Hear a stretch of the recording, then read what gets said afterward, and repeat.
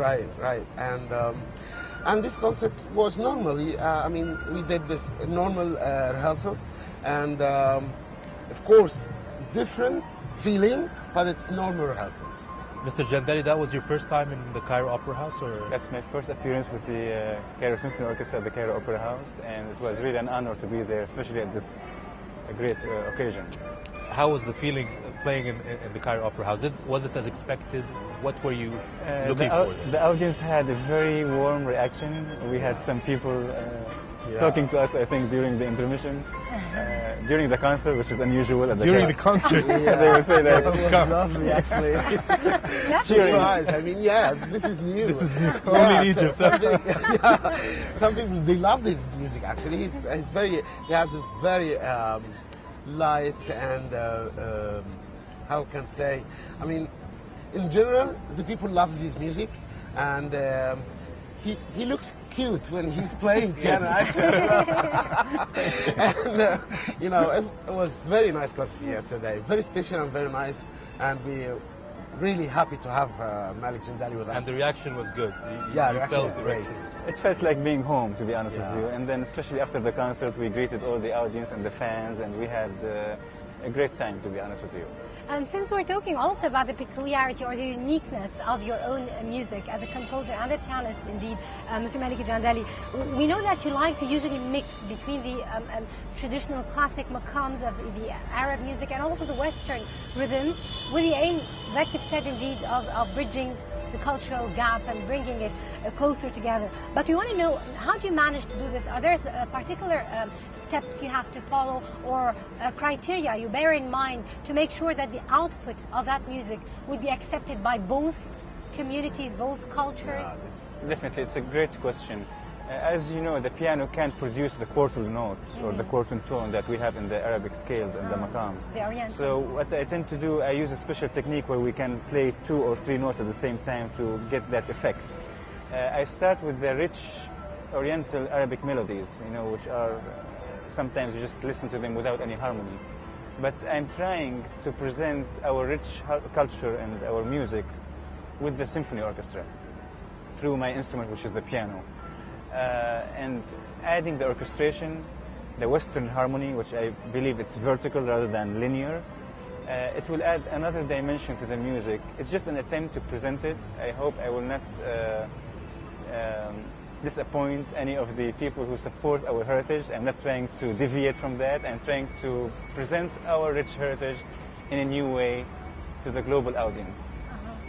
And you were not welcomed with a bit of criticism, did not face criticism doing that from people who are a bit conservative concerning the old heritage or the heritage of the music? Basically, for example, if we talk about the music of Ugarit, it was originally for the lyre, which is the kinnara. It's an old harp instrument with the human vocal sound, because it was a hymn actually. So what I did, I took it and arranged it for piano and orchestra rather than just a harp and the human voice.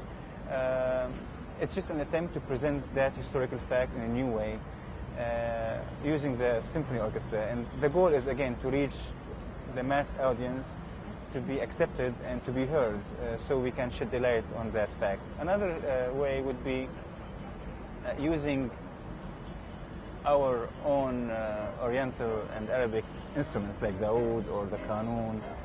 Some people said, oh, why don't you use that? Yes. Well, I don't know how to play the qanun or the oud. I wish I could. Piano is enough for me. So I will stick to my piano with the orchestra and hoping to present more and more music to bridge that gap. Sorry to interrupt you, because just a question came up there. I don't know, I'm not really an expert, but did you ever have an Oriental instrument work with an orchestra, like the oud, and it happened a lot before. Yes. Happened, yeah. It was a success. It was a good. It was a success. Definitely, yeah. It will be good. And I would like to ask actually the opinion of conductor Tariq Mahab, because we know you're a conductor, but you're also a composer, and you've had so many awards and prizes in the field of music composition. This is a trend, a new trend that we can see in the new generations, indeed, of young Arab composers who succeeded very well in making up this mixture between the Oriental and the Western rhythms. how do you perceive this? I mean, as a professional, and maybe usually you're taught on the classics of either the Arab music or the Western one. So how do you perceive such modern mixtures? Well, this is a very big story, actually. Well, yeah, I mean, composers, well educated, you know,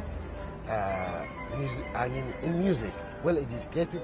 I mean, they study many subjects to be a composer. They do a lot of work with their instrument, with the harmony, with the counterpoint, with many subjects. And then we know if we have the Western music in our hand and in our heart, and normally we have the Arab tune in our blood, it's different between each person, each composer, how he will use this, how we say, we all cooking a piece of cake, but everyone has the ingredients. Yeah, exactly, and has a different. He put a different flavor. I mean, something like this, you know. But in the end, we are using the Western harmony, and we are trying to add the suitable melody, Arabian or Egyptian melody, and we try to you know, fix it together, to mix it in the right way, and then who will succeed, who the people will like his music.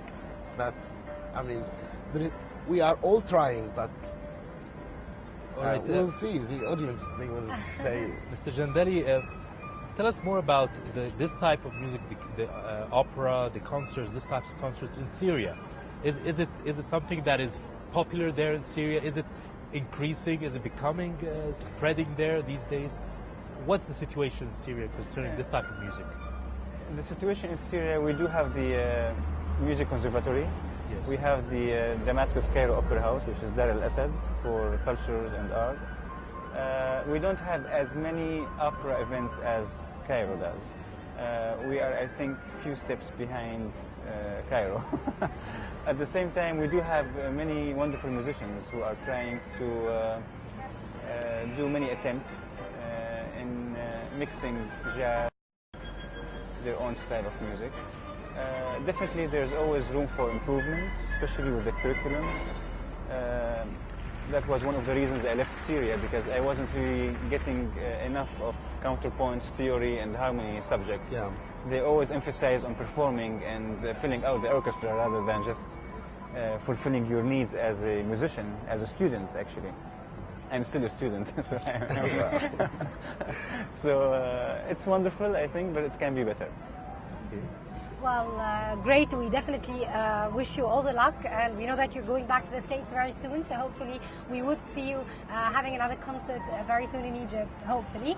And Mr. Maran, of course, we're waiting more and more beautiful celebrations for the Cairo Opera House. And we should congratulate him for the 21st anniversary, because you've been there from the beginning, so happy birthday for Cairo Opera House there.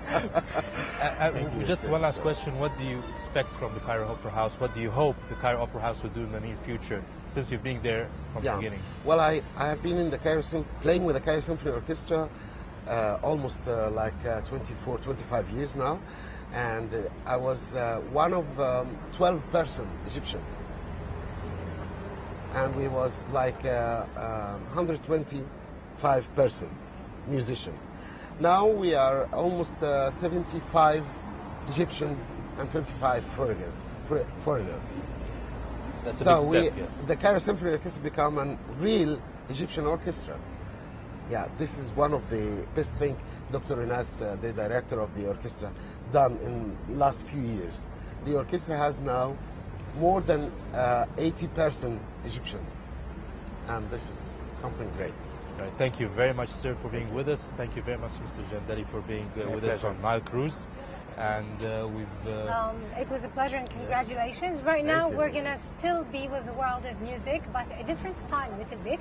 We're going to have with us the rap singer El Husseini. He's going to be our next guest, but first we're going to enjoy one of his songs, and we'll be back right away on